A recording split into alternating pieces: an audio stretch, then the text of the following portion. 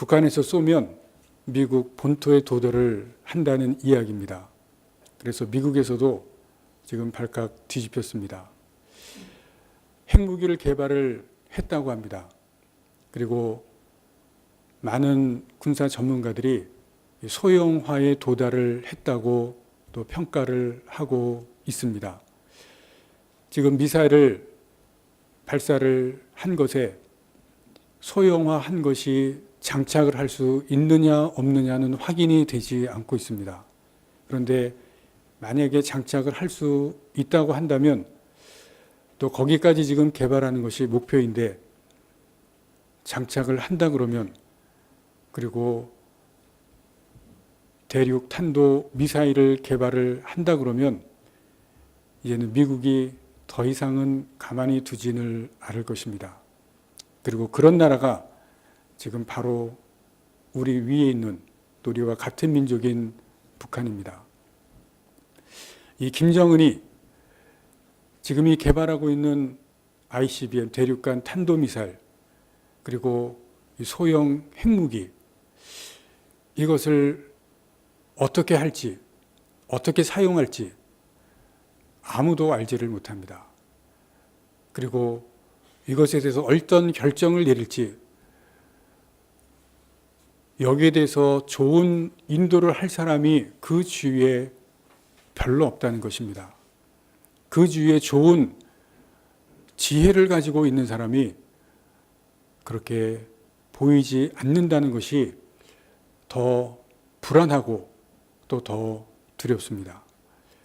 그 주위에 그런 좋은 인도를 할 만한 사람을 많이 제거를 했습니다. 많이 숙청을 했습니다.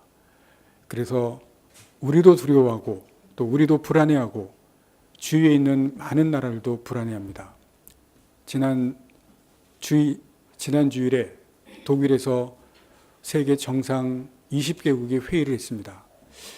이 문제에 대해서 의논을 하고 회의를 했지만 뾰족한 수를 발견을 하지를 못하고 또 해결책을 얻지도 못했습니다.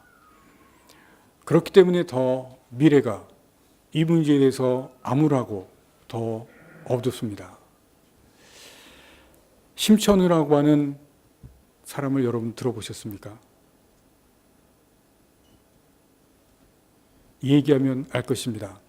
지난 6월에 골프 연습장 주차장에서 한 여인을 납치하고 살해를 했습니다. 살인자로 지목이 되어서 도망을 다니다가 서울에서 한 모텔에서 잡혔습니다. 왜 죽였느냐? 이유를 캐묻자 그 대답이 너무나 허망했습니다. 빚이 있고 생활비가 없었다. 그래서 이 여인을 납치를 하고 또 살해를 했다고 대답을 했습니다. 골프를 다니는 중년 여인, 돈이 많이 있을 거라고 그렇게 생각을 했다고 합니다. 골프를 다닌다는 것, 그리고 중년 여인이라는 것, 이 두 가지가 돈이 많을 것이라고 생각을 했다는 것입니다. 그래서 납치를 했는데 실제로 돈이 없었고 그리고 소리를 너무 질러서 죽였다는 것입니다. 생각해 볼 것은 이 심천우라고 하는 이 사람, 그의 삶은 돈이 자신의 문제를 근본적으로 해결할 것이라고 생각을 했다는 것입니다. 돈만 있으면 지금 자신이 돈이 없는데 자신의 문제를 해결할 것이다. 이런 사고를 가지고 있었습니다. 경찰이 더 잡고 보니까 그 전에도 금은방에서 강도와 절도를 했던 것이 드러났습니다. 두 번이 드러났는데 지금 더 그러한 사건이 있었는지를 캐고 있습니다. 더 있었을 가능성도 있습니다. 절도와 강도를 했는데 잡히지 않았습니다. 경찰에 잡히지 않고 보니까 이런 일을 해도 또 경찰에 잡히지 않을 것이라고 생각을 했고 주차장에서 여자를 납치를 했습니다. 계속 할 수 있다고 생각을 했습니다. 여러분, 이 부분을 우리가 잘 보셔야 됩니다. 내가 나쁜 짓을 해도 잘못되지 않을 것이라고 생각을 한다는 것입니다. 여러분, 이것이 지금 우리 사회의 일반적인 사고라는 것입니다. 대부분의 사람이 내가 나쁜 짓을 해도, 잘못된 짓을 해도 괜찮을 것이라고 하는 생각, 대부분의 사람들의 일반적인 사고라는 것입니다. 어두운 생각이 보편화되어 있고 일반화되어 있습니다. 우리 사회에 이 어두운 생각, 잘못된 생각의 보편화, 일반화, 이 부분을 우리가 이 사람의 생각에서 볼 수가 있습니다. 오늘 본문은 초막절이라고 하는 이스라엘의 절기가 배경입니다. 초막절은 이스라엘 백성들이 출애굽한 것을 기념하는 절기입니다. 애굽에서 종노릇 하다가 하나님께서 구원해 주신 것을 기념하는 절기가 배경인데, 이 초막절에서 이스라엘 백성들이 하나의 기념하면서 행하는 행사가 있습니다. 이스라엘 성전에 뜰이 있는데 그 여인의 뜰에 4개의 큰 촛대를 세웁니다. 그리고 촛대에 불을 밝힙니다. 이것이 초막절에 하는 행사 중에 하나의 유명한 행사입니다.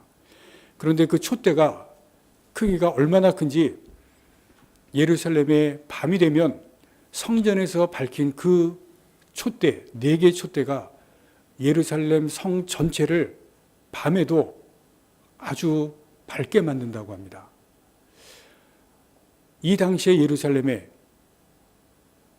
크기가 어느 정도 크기인지는 모르겠지만 촛대를 4개밖에 밝히지 않았는데 예루살렘 성 전체가 밝게 되는 그러한 밝기가 되어진다고 합니다.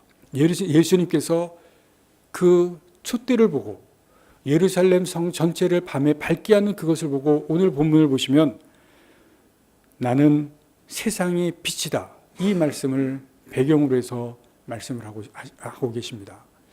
예루살렘 전체를 밤에 밝게 하는 그 예루살렘 성전의 촛대를 보시고 내가 저 촛대와 같이 예루살렘 성 전체를 밝게 하는 저 빛과 같이 나는 세상의 빛이라고 말씀을 하고 계십니다.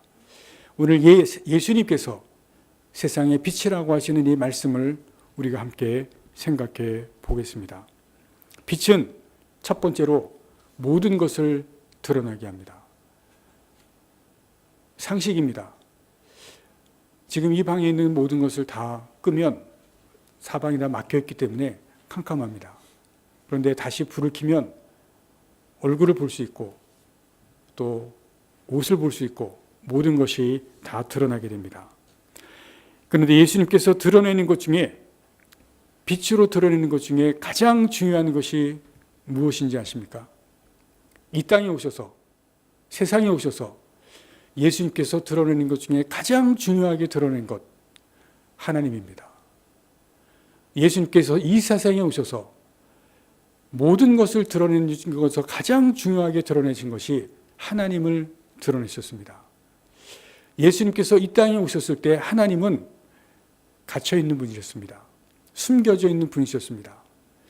하나님을 알았던 사람들은 유대인이었고 이스라엘 사람들만 하나님을 알고 있었습니다. 그런데 예수님께서 이 땅에 오셔서 갇혀 있었던 하나님, 숨겨져 있었던 하나님을 이스라엘 밖에 있는 사람들, 그리고 유대인 이외의 사람들에게 하나님을 알게 하셨습니다. 그래서 예수님께서 이 땅을 떠나실 때 사람들에게 무슨 말씀을 하셨습니까? 온 족속에게 세례를 주면서 복음을 전하라고 말씀하셨습니다. 이스라엘에게만 알려졌던 하나님, 유대인에게만 알렸던 하나님을 세계에게, 다른 민족에게, 유대인 이외의 사람들에게 알게 하고 드러나게 말씀을 전하라고 하셨습니다. 그것이 예수님께서 이 땅에서 하신 일입니다. 예수님이 오시지 않았더라면, 예수님이 이 땅에 계시지 않았더라면 하나님은 유대인들에게만 그리고 이스라엘에게만 갇혀 있었었는데 예수님이 이 땅에 오셨기 때문에 하나님은 유대인들 밖으로 그리고 온 민족에게, 다른 사람들에게 알려지게 되셨습니다. 그래서 예수님은 빛이라고 말합니다. 유대인들에게만 빛이 아니라 세상의 빛이라고 말씀을 하고 계십니다. 그리고 예수님은 하나님에 대해서 사람들에게 알게 하십니다. 우리가 요한복음 앞에서 3장 16절을 보았습니다. 3장 16절 말씀, 하나님이 세상을 이처럼 사랑하사 독생자를 주셨으니 그를 믿는 자마다 멸망치 않고 영생을 얻게 하려 하심이라. 우리가 잘 아는 말씀입니다. 그런데 예수님께서 오시지 않았더라면 우리는 이것을 알지 못합니다. 하나님이 세상을 이처럼 사랑하시는지 알지를 못했을 겁니다. 그런데 예수님께서 오셨기 때문에 하나님이 세상을 어떻게 사랑하시는지 알게 됩니다. 어떻게 사랑하십니까?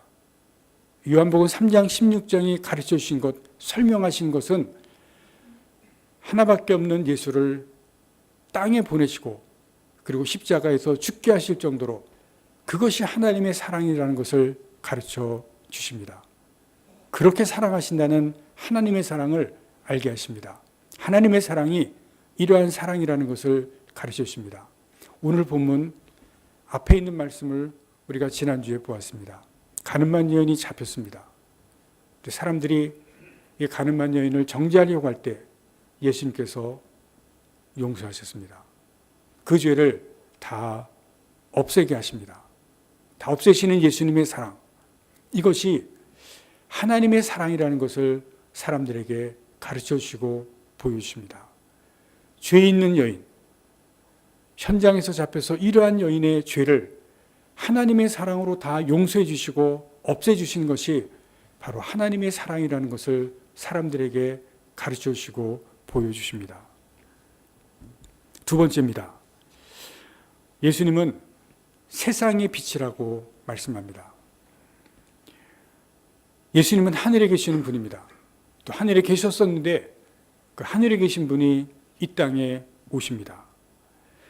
왜 세상에 오셔서 세상의 빛이라고 말씀을 하시는가? 세상이 어둡기 때문에 그렇습니다.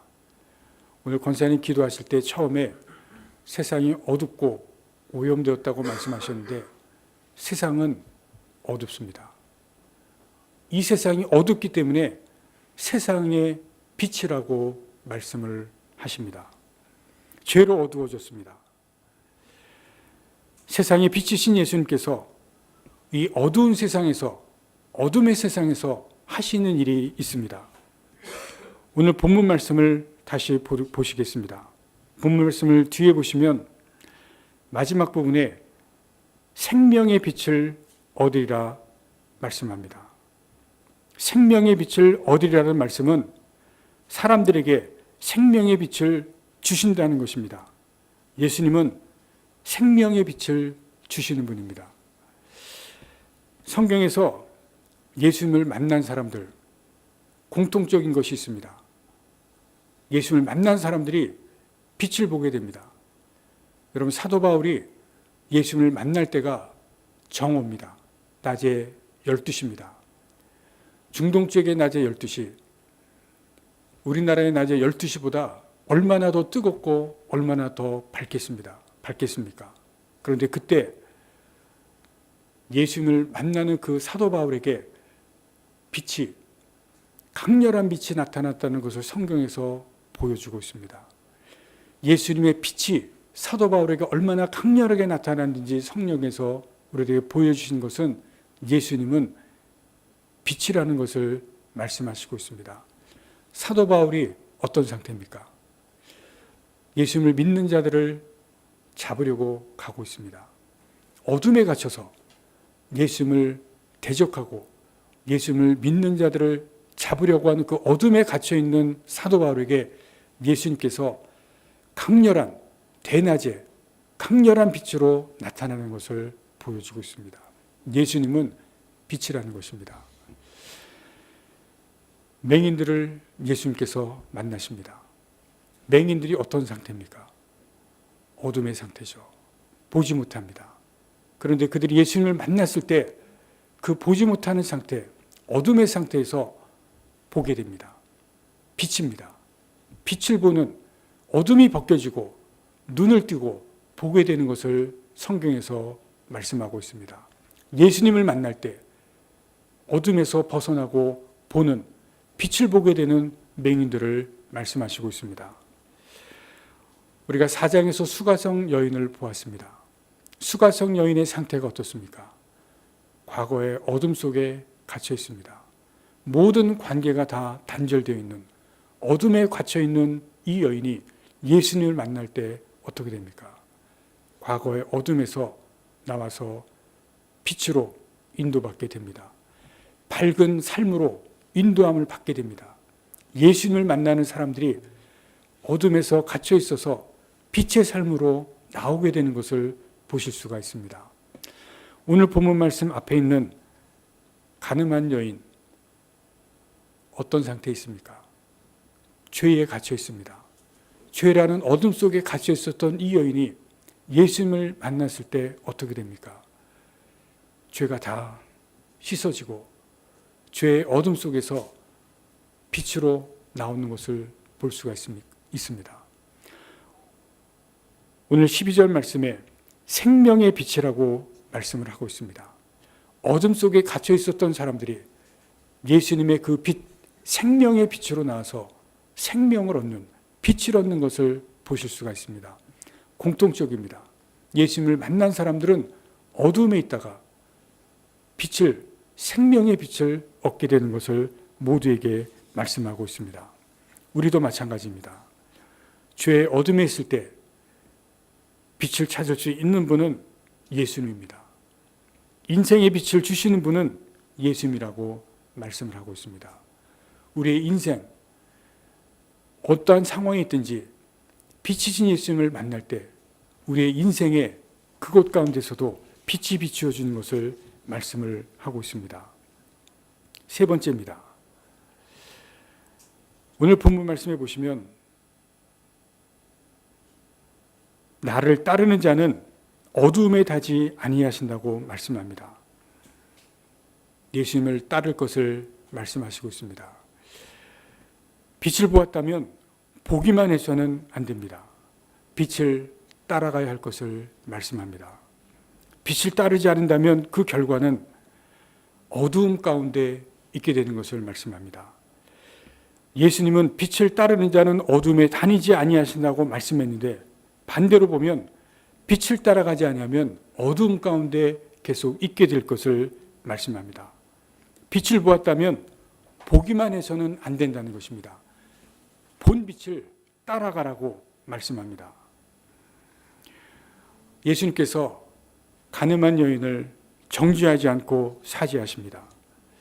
가늠한 여인이 어둠의 죄 가운데 있었습니다. 사람들에게 붙잡혀서 죄의 자리에서 끌려 나왔습니다. 그러나 예수님께서 여인을 용서하시고 그리고 빛을 보게 하셨습니다. 생명의 빛을 보았습니다. 여러분, 그런데 이 예수님께서 여인에게 빛을 보게 하셨고 또 생명의 빛을 얻게 하셨는데 여기에서 그치지 않습니다.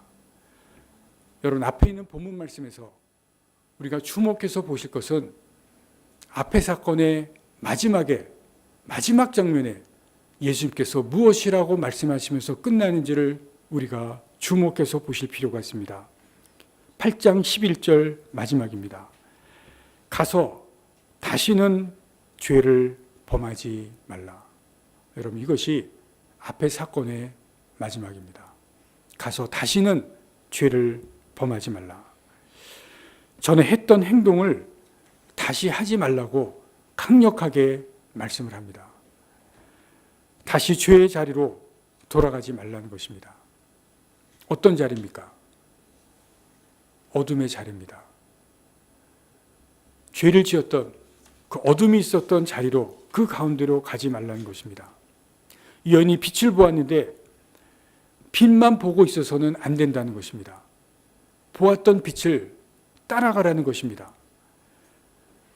예수님을 통해서 빛을 보았는데 죽음의 자리에서 기적같이 살아났는데 빛만 보고 그 자리에 머물러 있어서는 안 된다는 것입니다. 빛을 보았다면 그 빛을 따라가라는 것입니다. 그래서 예수님께서 다시는 죄를 범하지 말라 말씀을 합니다. 예전에 어느 목사님께서 목회하실 때 겪었던 일입니다. 예전에 장례가 나면 목사님들은 염까지도 했습니다.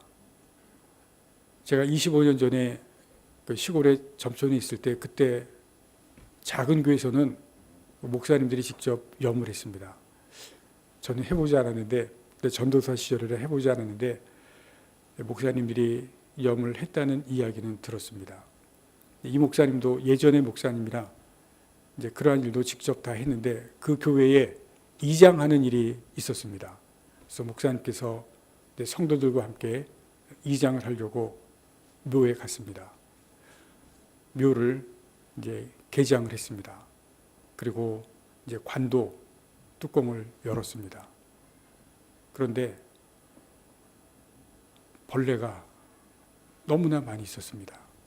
목사님이 그 전에 이제 이런 일도 많이 해봤는데 뚜껑을 열 순간 그거는 도저히 더 이상 진행을 할 수가 없는 상황이었습니다. 근데 지금 이 이장을 하려고 그 상주들과 식구들이 다 있는데 뭐 할 수도 없고 안 할 수도 없고 중단을 하자니 그 상주들과 교인들 다 있고 또 진행을 하자니 벌레가 너무 많이 있고 도저히 할 수 없는 상황이고 이 난감한 상황에서 속으로 기도를 했습니다. 하나님 도와주십시오.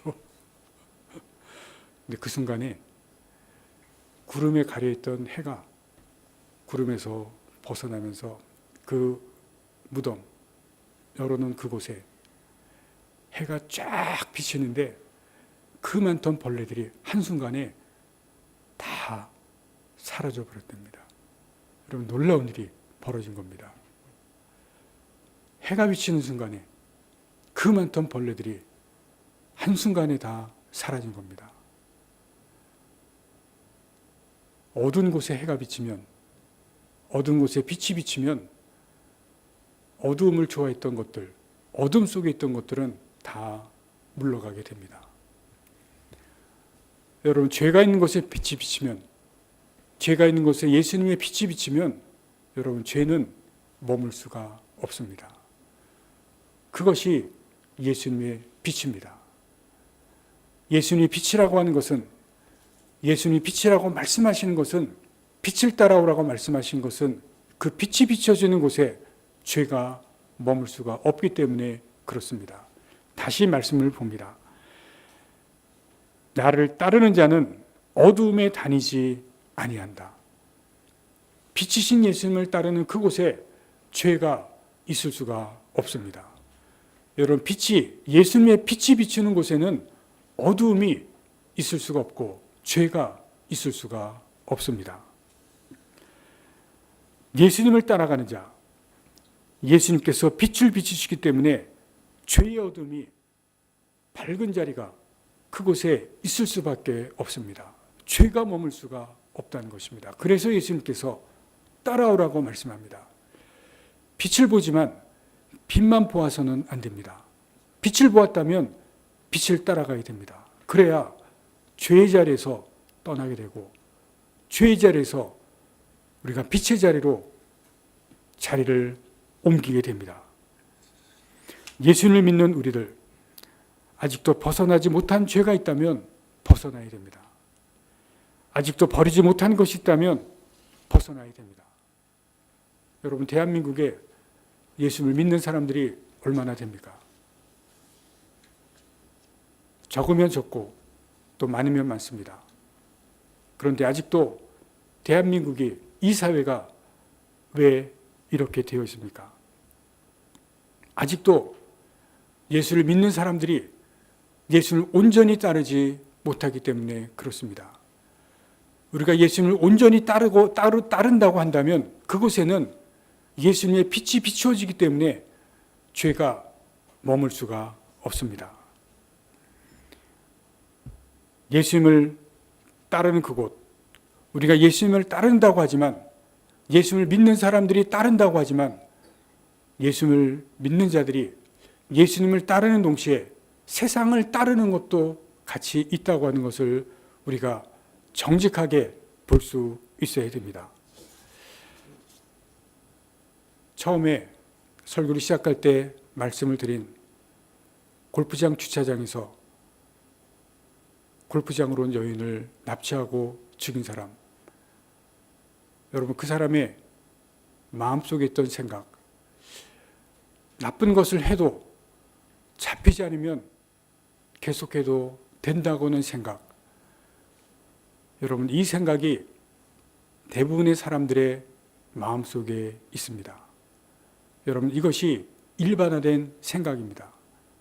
여러분 그것을 왜 말씀을 드렸냐면, 그것은 사람들이 일반적으로 하는 그 생각이 예수 믿는 사람들도 같이 가지고 있는 생각이기 때문에 그렇습니다. 사람들이 하는 그 생각, 사람들이 하는 그 행동, 예수 믿는 사람들도 따라서 한다는 것입니다. 우리가 예수를 믿지만 세상 사람들이 가지고 있는 그 어두운 생각, 보편화된 생각, 일반화된 생각, 그 행동을 우리도 따라서 한다는 것입니다. 우리가 예수님을 따른다고 한다면, 우리가 진정으로 따른다고 한다면, 우리가 사람들을 따라서 하는 그 생각, 사람들을 따라서 하는 그 행동, 멈춰야 하는 것입니다. 중단해야 하는 것입니다. 우리가 정말 예수님을 믿고 정말 예수님을 따른다고 한다면, 우리는 이제는 중단해야 할 것을 중단하고 멈춰야 할 것을 멈추고 그만해야 할 것을 그만해야 합니다. 내 안에서 버리지 못한 부분이 있다면 우리가 버리지 못한 부분을 버리고, 우리가 중단해야 할 부분을 중단해야 하고, 벗어나야 할 부분을 이제는 벗어나야 합니다.